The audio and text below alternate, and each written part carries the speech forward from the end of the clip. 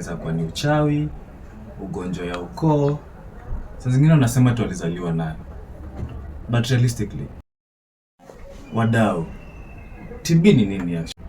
Do they talk truth? The truth is, TB ni ugonjwa na affect the lungs. It's a bacteriological infection. So once we know that TB ni ugonjwa unasambazwa through hewa, tusijaribu kusema kwa TB ni uchawi.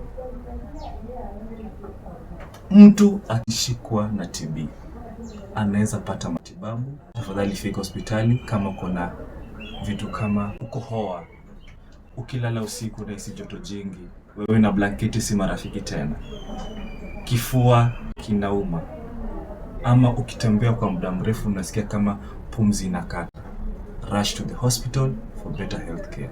Madawa ni bure, kupimwa ni bure. Karibu Mkenya. It's Oloch Michael here, TB champion.